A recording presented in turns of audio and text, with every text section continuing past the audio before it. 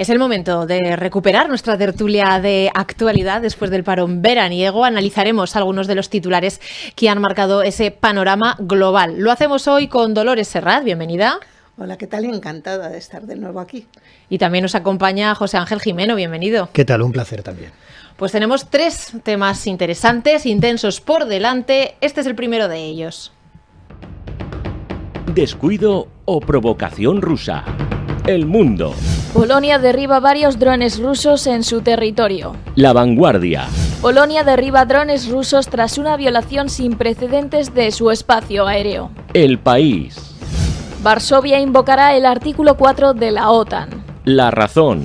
Lituania y Polonia afianzan su alianza estratégica y plantean frente común ante Rusia. El Debate.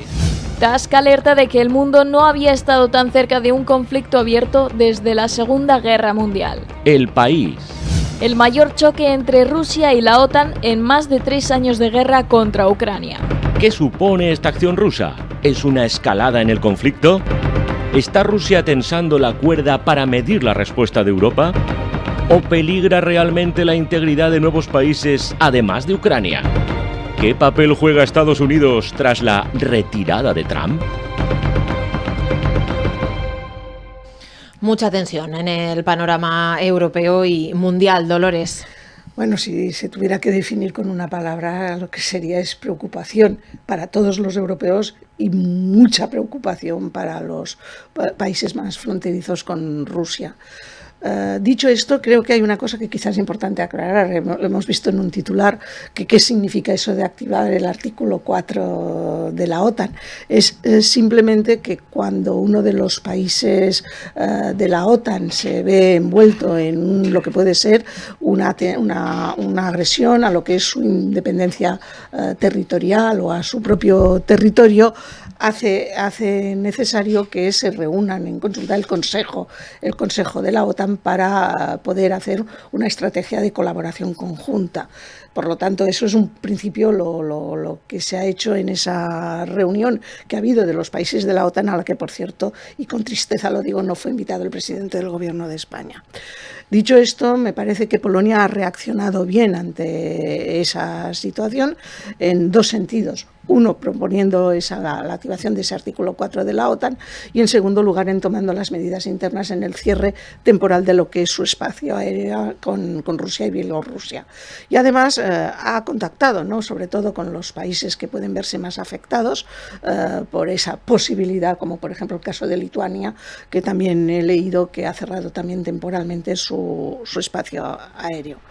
Más allá de eso, hay que ver las reacciones, ¿no?, que ha habido por las dos partes y las explicaciones que ha querido dar Rusia. Rusia ha dicho que nunca fue esa la intención, sino que los drones iban a Ucrania y que fue un error.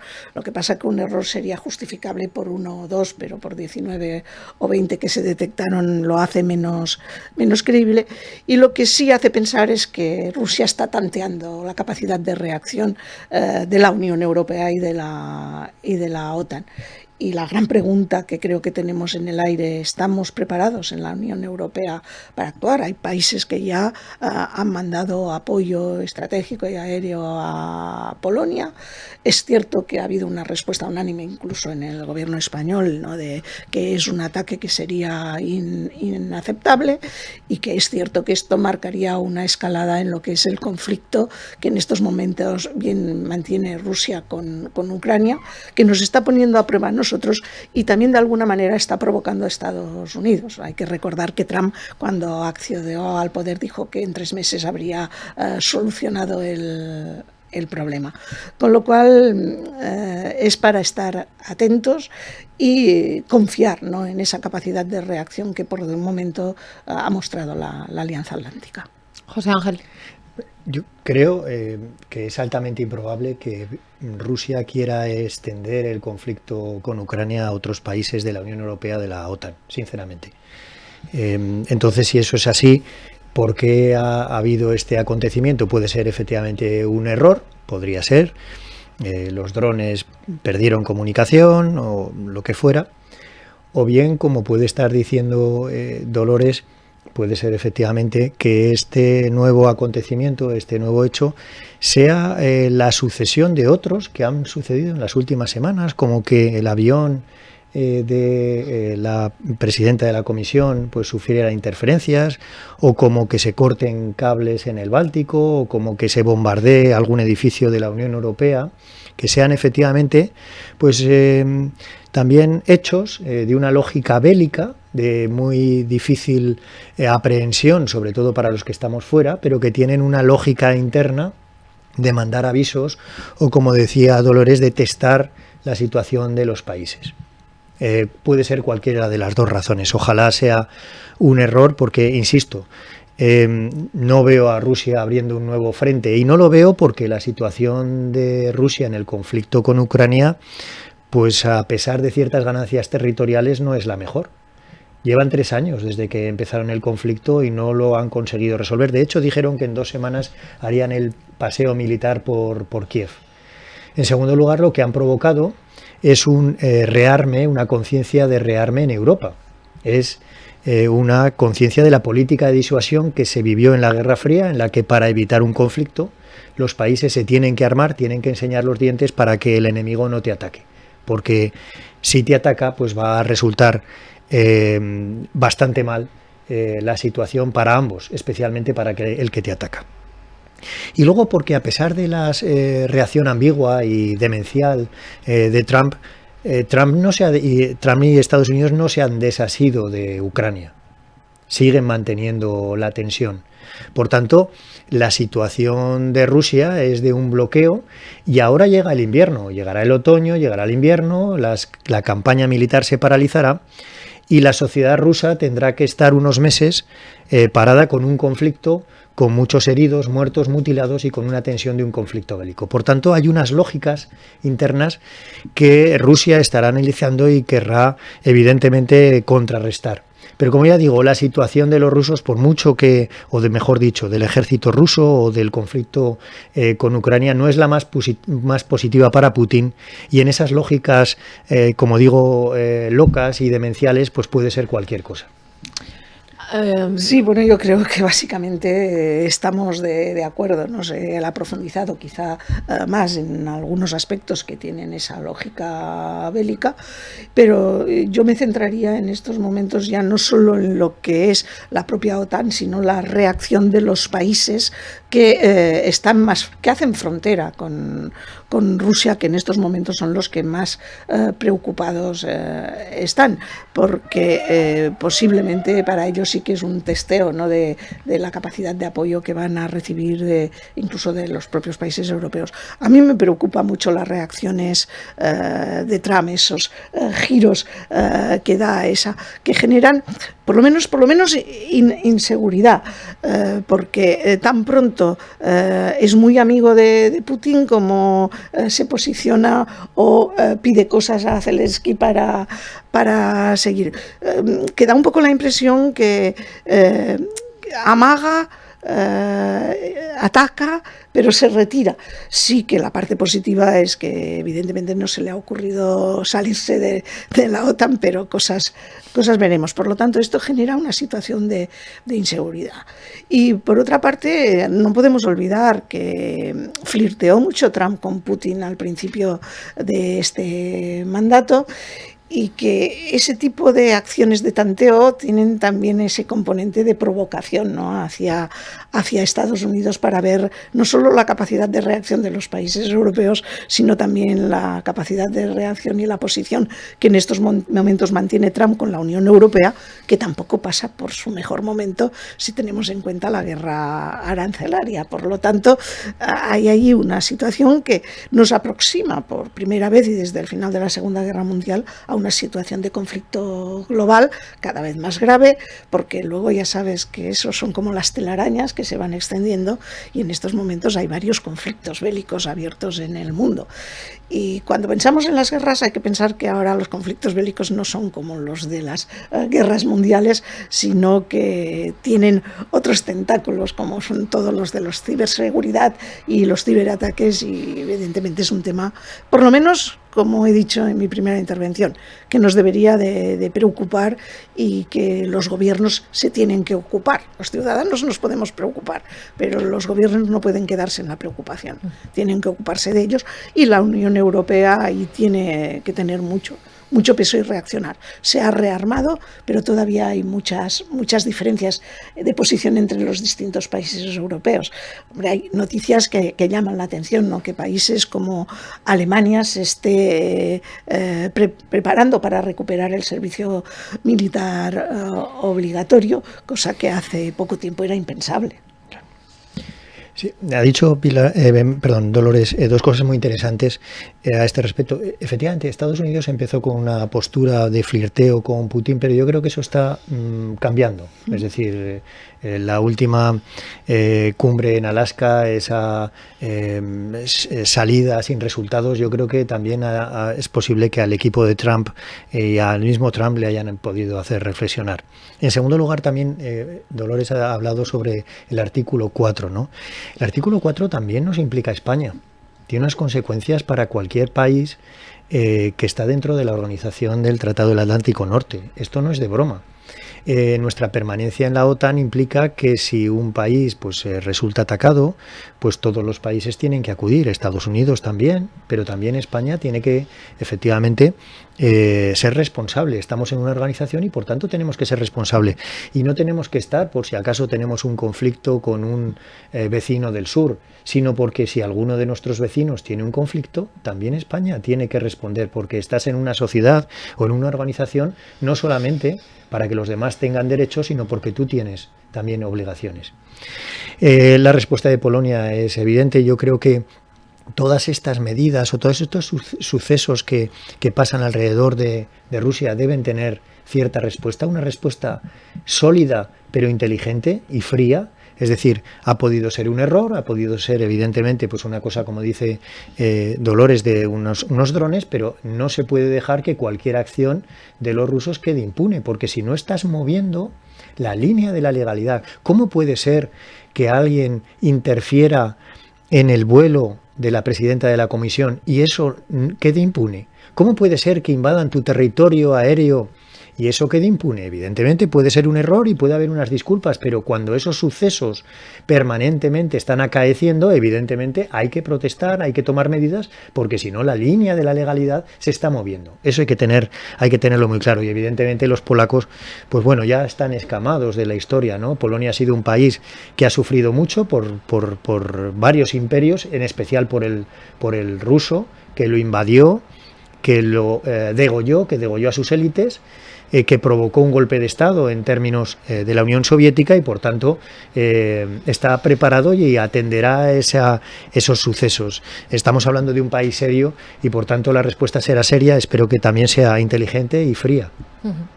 Estaremos obviamente pendientes de lo que ocurre con la OTAN, con la Unión Europea, la posición de Trump, que tampoco se ha manifestado todavía muy claramente hacia ningún lado y eso también preocupa. Pero nos ocupa ahora otro asunto mucho más cercano.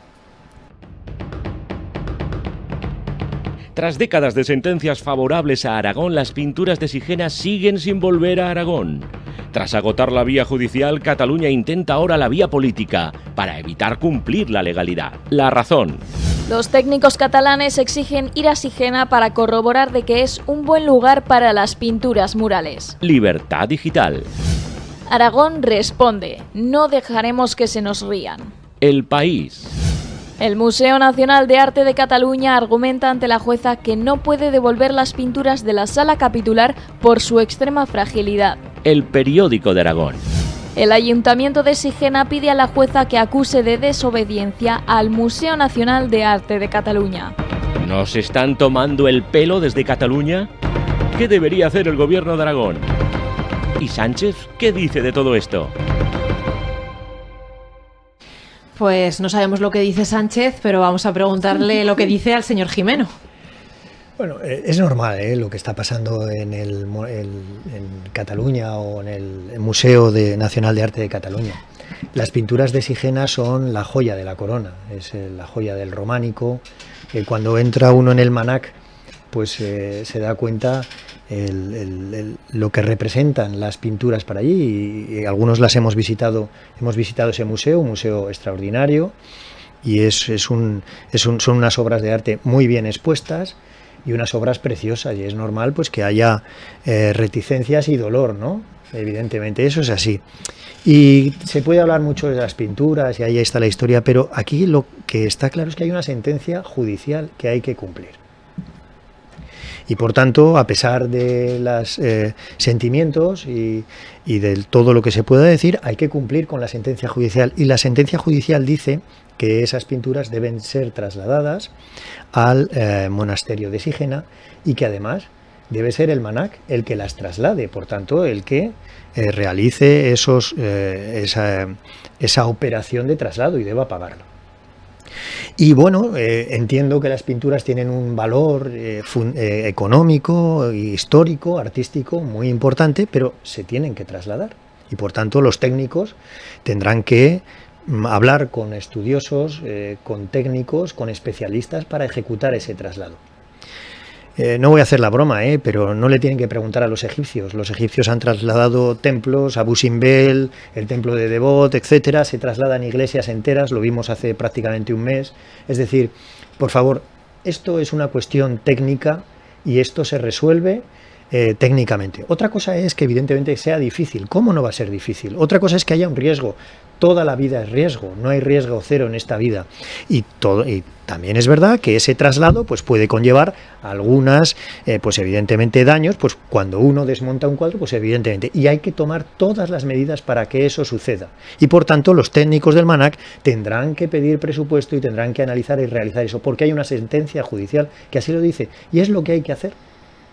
Entonces se entiende efectivamente, porque tienen un valor histórico, se entiende efectivamente pues que ellos les sepa muy mal, pero hay que ejecutar las sentencias. En Cataluña también se deben cumplir las sentencias como se cumplen normalmente, y por tanto esa se tendrá que ejecutar igualmente.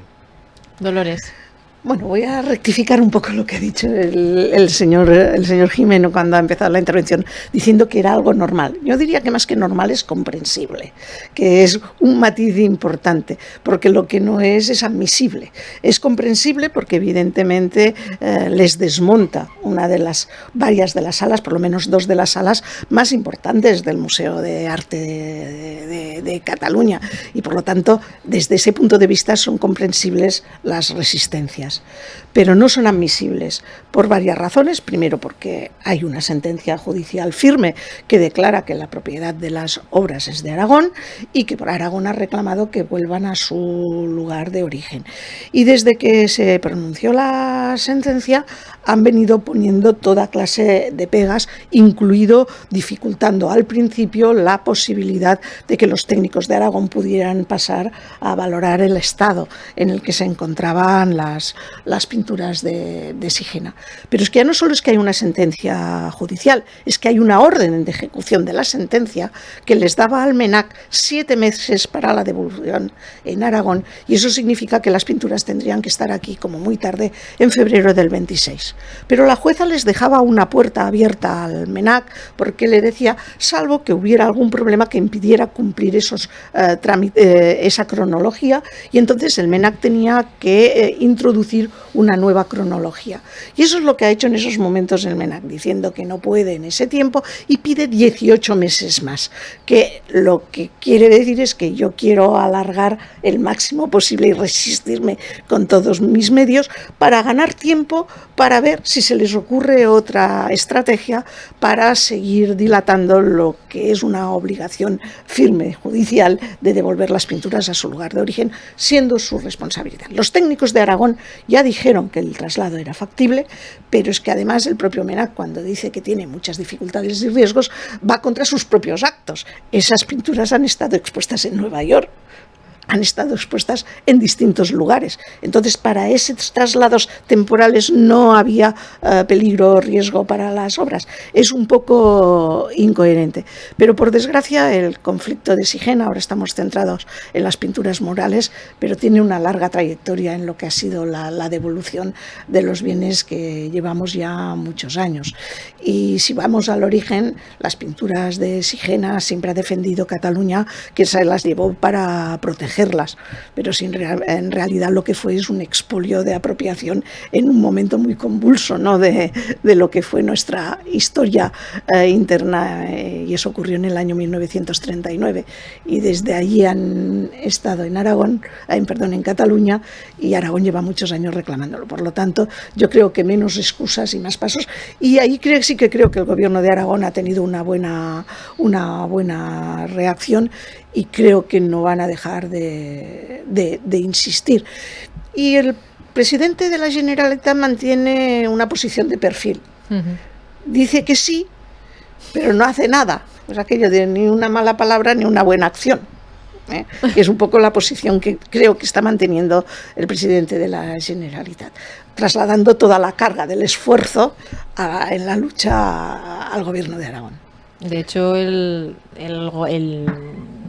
Cultura y por lo tanto el Gobierno de España forma parte del patronato del museo, y también muy tibios. De perfil. Hay que cumplir la sentencia, pero así un poco con la boca pequeña. Uno no puede evitar preguntarse, si fuera al revés, si fuéramos nosotros los que tuviéramos algo de Cataluña, ¿habría vuelto ya a su sitio? Eso ya pasó con los papeles de Salamanca, por ejemplo, ¿no? Es decir, que ha habido casos, ¿no? Hay dos puntos en esta polémica interesantes, y la verdad es que son un poco lamentables, ¿no? Uno de ellos es el que se dude de que Aragón y que el museo puede tener o albergar esas pinturas, ¿no? Es decir, como si en Aragón los aragoneses, los técnicos, no pudiéramos tener un proyecto museístico de primer nivel para conservarlas. Es decir, solamente pueden hacerlos en el MNAC, solamente pueden hacerlos ellos. Hombre, ese punto de superioridad es absolutamente demagógico e incluso muy triste. Y luego es el permanente complejo de victimismo, en el sentido de que otra vez España o Aragón nos roba, o que la catalanofobia, etcétera. No, vamos a ver, lo ha explicado muy bien Dolores. Esto viene de un conflicto muy antiguo, con unas razones históricas, de las que es muy interesante conocer, pero es que hay una sentencia judicial que hay que cumplir. Es decir, ha habido una juez del Supremo que ha dictaminado esa decisión, por tanto hay que cumplirla. Esto no es un tema político, es decir, es un tema que traspasa la política, traspasó la religión, que incluso el Vaticano tuvo que decidir, y ya la justicia ha tomado una decisión, por tanto, ya está bien. Es decir, esto no es un tema político, aquí ha habido muchos foros que han decidido, y ya de verdad está muy sobado este tema del victimismo. Sí, bueno, yo creo que esa posición de superioridad de Cataluña, no solo con Aragón, sino incluso con el resto de España, en muchos temas, la ha manifestado una vez más en esa cronología nueva que le ha presentado a la juez, cuando pone como exigencia para poder hacer el traslado que los técnicos del MNAC miren si Sigena cumple las condiciones. Es decir, yo me coloco por encima, porque si no cumples las condiciones, otra vez, oiga, que la sentencia no dice eso, que los técnicos del MNAC han preparado Sigena, y que aquí somos tan capaces como cualquier otro de cuidar nuestro propio patrimonio. Sí, pero se mueven en esa permanente situación entre la superioridad y el victimismo, y empezabas con una pregunta diciendo qué pasaría si hubiera sido al revés. Pues que las pinturas estarían ya en el monasterio correspondiente de Cataluña si las hubiéramos tenido en un museo de Aragón. Eso es claro. Pero lo que sí es preocupante, pues, es esa tibieza que se muestra también desde los responsables del patronato, donde están representados los políticos, la Generalitat, y donde está representado el Gobierno de España, que eso parece que es un conflicto. Evidentemente es un tema, puede parecer menor, pero para nosotros es muy importante a lo que es la hora de defender nuestro propio patrimonio. Y desgraciadamente estamos en un largo me lo fiáis, o sea, las resistencias van a ser muy caras, y puede acabar pasando lo que pasó con los bienes que estaban en el Museo de Lérida, que tenga que ser Aragón quien desplace y vaya a una ejecución forzosa de la sentencia, cosa que no sería buena para nadie. Lo de la ejecución forzosa, además, responde un poco a la parte esta de victimismo que mencionaba José Ángel, ¿no? Que parece que buscan esa foto de la Guardia Civil irrumpiendo en el museo para una vez más colgarse ese cartel de lo que nos hacen. Ya pasó en el año 2017, efectivamente, en pleno proceso, efectivamente, que la Guardia Civil tuvo que entrar en esa ejecución a coger, no en este caso, a ejecutar la sentencia, pero en este caso no de las pinturas, sino de bienes, y entonces esa foto efectivamente es muy llamativa y posiblemente pueda estar al final de esa estrategia dilatoria. Sí, yo creo que es claro. Yo creo, pero de todas formas me gustaría terminar con un agradecimiento a los gobiernos de Aragón, porque no ha sido un solo gobierno, sino varios gobiernos de Aragón, y a muchas personas que han estado implicadas, y al Ayuntamiento de Sigena, y al gran trabajo que han hecho tanto los juristas del gobierno de Aragón como los propios abogados del Ayuntamiento de Sigena en la consecución de esa sentencia. Porque claro, ahora nos decimos, ya tenemos la sentencia, pero esa sentencia ha llevado mucho trabajo y mucha colaboración por parte de mucha gente, y creo que también es bueno que desde de Aragón se lo reconozcamos, que si estamos donde estamos es gracias al trabajo de mucha gente. Bueno, y también eso también ha creado que un foco de unión, ¿no?, en Aragón, porque todo el mundo está en ese mismo frente, con los pies bien firmes de que tienen que acabar volviendo las pinturas a su casa. Exacto, y luego cuando esas pinturas vuelven, que volverán, pues habrá un monasterio, una exhibición que dotará a la zona también de ingresos y de recursos, y será muy interesante para todos ellos. Veremos esa zona crecer porque las pinturas son extraordinarias y por tanto todos podremos disfrutar, pero especialmente la gente de la zona pues recuperará su patrimonio y también podrá disfrutar de que las pinturas estén ahí. Todos lo celebraremos, sin duda, porque van a regresar, ya lo aseguramos. Vamos ahora por nuestro tercer asunto, que también está relacionado con la justicia española. Situación insólita en la justicia española. El Mundo. García Ortiz se ata al cargo por un vacío legal mientras el Supremo advierte, pone en cuestión el prestigio de la institución. El Confidencial. El Supremo prevé juzgar al fiscal general en noviembre. ABC. El Tribunal Supremo abre juicio al fiscal general. Eldiario.es. Último golpe del juez Hurtado contra el fiscal general. El Confidencial. El fiscal teme el embargo de su casa por la fianza de 150.000 euros. ¿Había necesidad de llegar a este punto? ¿Cómo puede presentar la memoria del año judicial alguien que va a ser juzgado? ¿Qué opinan nuestros invitados? Analizamos este asunto con nuestros invitados. Comenzamos con Dolores. A mí me parece uno de los asuntos judiciales más tristes que ha vivido la historia de España en los últimos años. Es un hecho tan inusual y tan único en la historia que nos debería de mover a todos a la reflexión. ¿Y por qué digo esto? Porque hay que tener muy claro qué representa la Fiscalía. Y la Fiscalía tiene como misión fundamental la representación de los ciudadanos y la defensa de los intereses colectivos. Y por lo tanto la defensa de los derechos de los ciudadanos y velar por la legalidad. Y la Fiscalía es un cuerpo jerarquizado, que todos los fiscales de España dependen del fiscal general del Estado.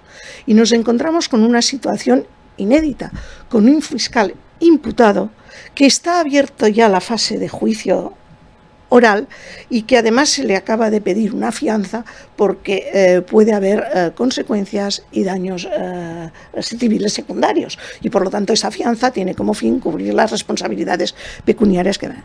Y eso quiere decir que el proceso legal avanza y que tendremos una fase de juicio oral, y eso más allá de si las pruebas son o no suficientes para la culpabilidad, hay ya una serie de responsabilidades en la persona del fiscal general, que son la ética y la política, porque lo que se está consiguiendo con este proceso es un descrédito de la institución, un descrédito de la Constitución que merma la confianza de los ciudadanos al afectar a un pilar fundamental de la justicia, que es el de la imparcialidad. Evidentemente puede ser imparcial el fiscal que le vaya a tocar por turno actuar de oficio en defensa de los intereses generales cuando quien está imputado es su superior jerárquico al que tiene que obedecer. Eso genera una duda muy clara.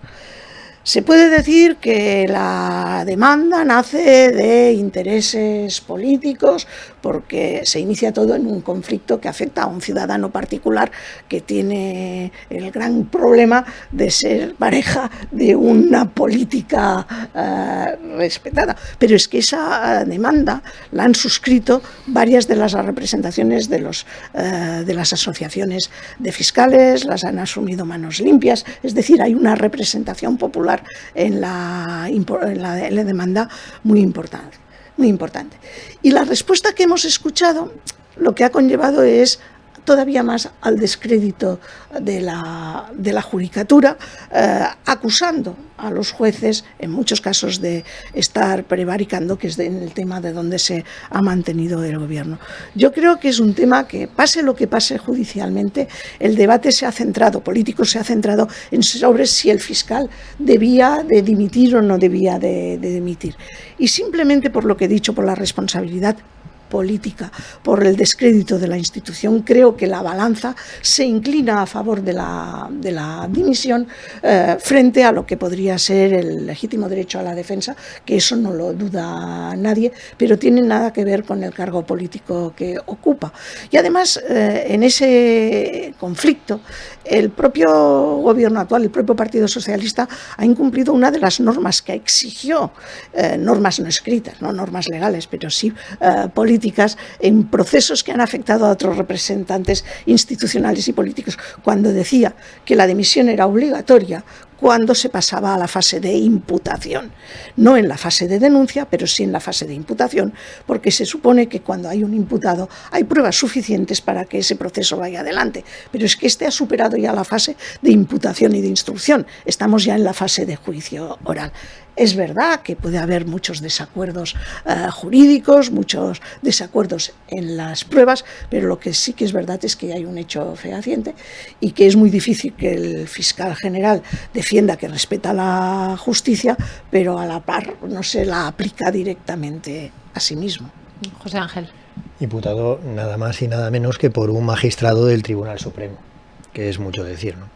No entraré en el fondo de la cuestión, del por qué el fiscal está imputado, lo ha explicado muy bien Dolores. Decía el poeta Aquilino Duque que cuando crees que dices la verdad, no te repitas, solamente el que insiste miente, o el que miente insiste. Me centraré en otro aspecto pues un poco más diferente.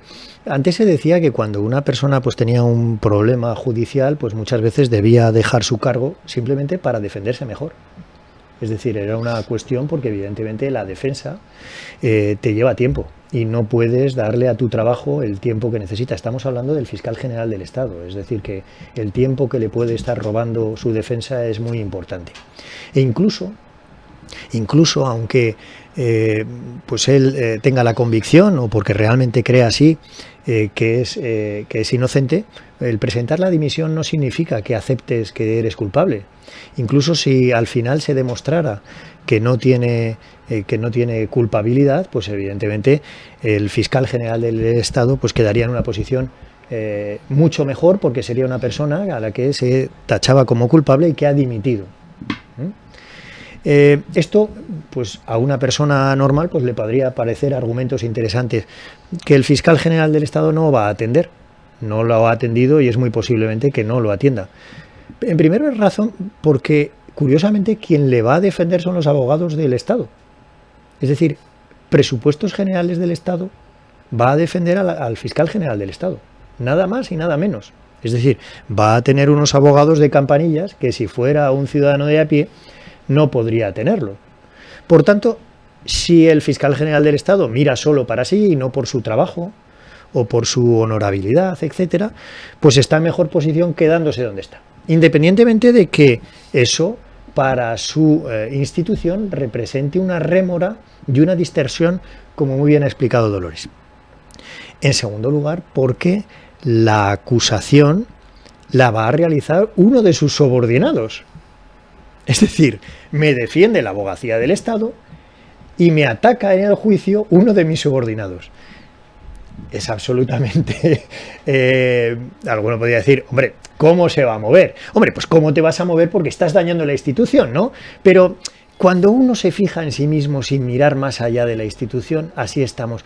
Y en tercer lugar, es un argumento porque al final, Si el fiscal general del Estado sale, se queda como Koldo, es decir, un ciudadano normal que debe defenderse. Y eso él no lo va a hacer, no lo ha hecho y no tiene visos de que lo va a hacer. Es una pena porque alguien, en este caso el presidente del gobierno, que lo nombró, debería tener en cuenta estos argumentos, sobre todo los argumentos en la que el fiscal general del Estado debe defendernos a todos y, en primer lugar, seguro que no está haciendo su trabajo de forma óptima, básicamente porque está dedicando mucho tiempo a su defensa personal. Y segundo, y no menos importante, porque está dañando de una manera grave la institución.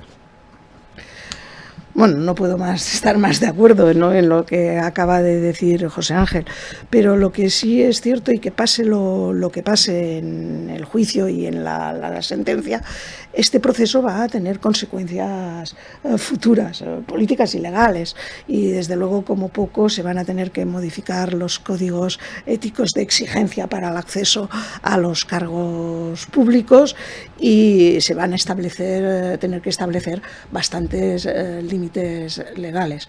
Tú decías que está utilizando al final, al cabo, las instituciones del Estado para defenderse a sí mismo. Está prevaliéndose, ¿no?, de una posición de privilegio para su propia defensa, porque si dejara el cargo, pues tendría que buscarse a su propio abogado particular y abonarlo con sus propios honorarios, y además la situación es mucho más difícil.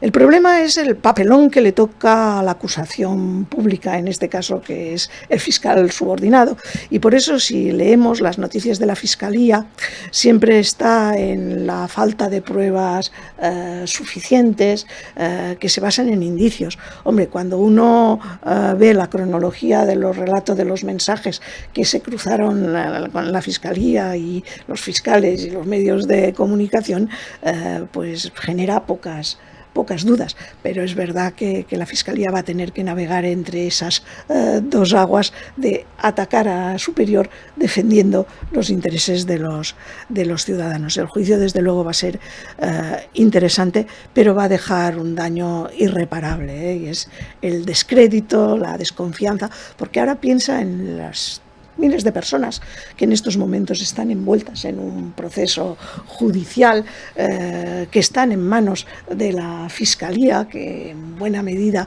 va a depender del papel que asuma la Fiscalía en sus procesos, y que ven el papel que está teniendo en esos casos. Verdaderamente, pues muy contentos no pueden estar, porque hay un verdadero desequilibrio, una verdadera desigualdad en las posiciones.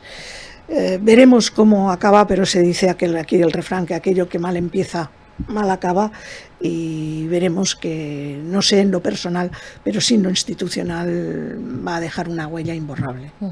Habéis hecho una reflexión que me parece muy interesante, ¿no?, que cuando es en el otro bando, exigir la dimisión es muy fácil, se hace muy rápido. Cuando está en el bando propio es como aquel que no debe ser nombrado, pero además, ¿cuándo dimitir se convirtió en aceptar la culpabilidad en lugar de lo contrario? Porque todo el sentido común, lo que decía también José Ángel, de no soy culpable, pero voy a dimitir para pues preservar también el honor de la institución, ¿no? Sí, vamos a ver, eso es lo lógico, y costó mucho entenderlo en un momento determinado, pero se llegó desde el punto de vista político a que efectivamente una denuncia no es suficiente para exigir la dimisión a un cargo público, pero el paso a la imputación, simplemente para salvaguardar el honor de la institución, era necesario, y eso implicó a presidentes de gobierno de comunidad autónoma, implicó a alcaldes, implicó a diputados, implicaba a muchísimos cargos públicos. No tiene sentido que, además, estamos hablando de cargos públicos que no tenían relación jerárquica con nadie. Es que en este caso hay una relación jerárquica en toda la Fiscalía. Es que es el jefe de todos los fiscales. Fíjate, por eso las asociaciones fiscales, tanto la Asociación General de los Fiscales como la Asociación Profesional Independiente de Fiscales, se han posicionado en la acusación, en la denuncia, se han sumado a la denuncia, en esa protección de de la institución. Creo que ese es un dato que no es baladí, es muy significativo. Lo que pasa que, claro, fuera de los cargos dicen que hace frío. Pero es que igual el baremo moral o el baremo de conciencia en el que hay que tomar esa decisión es un procedimiento, un manual, el manual de resistencia del jefe. Manual de resistencia del jefe significa que el que resiste gana. Y es verdad, porque le ha funcionado mucho al presidente del gobierno. Y entonces, bueno, pues el manual de resistencia indica que aquí hay que resistir, hay que tragar carros y carretas de lo que nos digan, porque al final la resistencia pues le ha causado muchos beneficios. Entonces, bueno, pues si mi fiscal general del Estado le exigen esto, pues yo creo que hay que aplicar el manual otra vez más. Hay que resistir hasta que salga el juicio y luego ya veremos, etcétera. Bueno, es el manual, el código de conducta quizás pues más establecido. Aquí da igual lo que suceda, que el manual de resistencia, como a mí me ha funcionado y al presidente del gobierno le funcionó. Es decir, el presidente del gobierno es un resistente a todo lo que ha pasado, y ahí, hasta que las urnas muy posiblemente determinen lo contrario, resistirá, porque hay cosas que bueno, pues le traen al fresco. Pero ha dicho Dolores una cosa muy importante: las cosas no pueden ser así, hay que tomar conciencia de lo que ha pasado, hay que poner códigos, hay que poner limitaciones, hay que estudiarlo, y no es el momento de hablar de esas posibilidades o probabilidades. Doctores tiene la Iglesia, pero un fiscal general del Estado tiene que ser un jurista de absoluto reconocido prestigio, tiene que ser alguien con una trayectoria de imparcialidad absoluta. Eso no obsta para que cada uno tiene sus filias, sus fobias, su ideología, pero no puede ser lo que ha pasado durante los últimos años, que un ministro de un gobierno sea el fiscal general del Estado, o que un subordinado amigo de ese ministro o de ese fiscal sea el siguiente fiscal. Hay que tomar medidas, hay que poner blanco sobre negro que determinados puestos de nuestra administración, de nuestro Estado, tienen que cumplir unos requisitos estrictísimos, unos requisitos, ya digo, de una probidad y de una imparcialidad absoluta, porque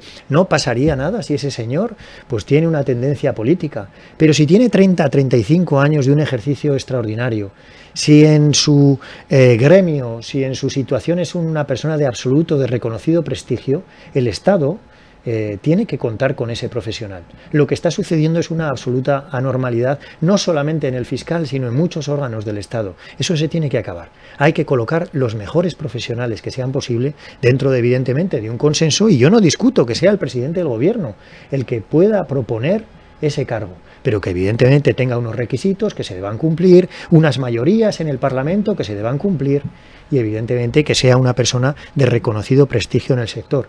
Desde el momento en que este fiscal general del Estado y la anterior tomaron posición, han sido denostados por gran parte de la judicatura. Eso no puede suceder, porque, como ha dicho Pilar, lo que mal empieza, mal acaba. Yo creo que has puesto sobre la mesa, y un poco para ir cerrando, dos cuestiones. El manual de resistencia del presidente lo estamos viendo como una constante en los múltiples conflictos judiciales que en estos momentos envuelven al presidente. La consigna es resistir, pero también hay que recordar que la resistencia tiene límites, y es aquello de resistir hasta morir, y igual aquí acabamos mal todos. Es verdad que hasta ahora ha funcionado, pero llega un momento que la cuerda no da para más. Y en la segunda reflexión, y que me parece muy importante, es quién puede ser fiscal general del Estado o quién puede ocupar un cargo. Y hay una palabra, y tú la has dicho un poco de pasada, pero la quiero resaltar, en el código, en las leyes de enjuiciamiento civil, sobre todo cuando habla de los peritos, que exige que los peritos sean personas probas, que tengan probidad. La probidad es esa palabra que no se utiliza habitualmente, porque va mucho más allá de la honradez, lleva la exigencia de lealtad, de valores morales, de irreprochabilidad, de responsabilidad, de objetividad. Y si alguien tiene que ser probo, si la ley de enjuiciamiento civil se lo exige a los peritos, muchísimo más se lo tiene que exigir el código a la Fiscalía. Y evidentemente el proceso de nombramiento del fiscal general del Estado posiblemente se podría hacer mucho mejor. Pero hay una frase del presidente del gobierno que lo delata cuando se nombra al presidente general del Estado, porque habla de mi fiscal. Y el fiscal no es de nadie. La Fiscalía General del Estado es una institución. Cuando uno le pone el posesivo delante, ya denota una intencionalidad que se le escapa, quizá de forma inconsciente, pero que relata muy bien las intenciones. Desde luego. Bueno, pues hasta aquí este repaso a la actualidad, a estos 3 intensos temas. Muchísimas gracias, Dolores Serrat, por haber estado con nosotros. Como siempre, un placer. Gracias, José Ángel Jimeno, por habernos acompañado hoy. Esos temas, el asunto de Polonia, la devolución o no de las pinturas de Sigena y el asunto con el fiscal general han ocupado hoy nuestra tertulia de actualidad.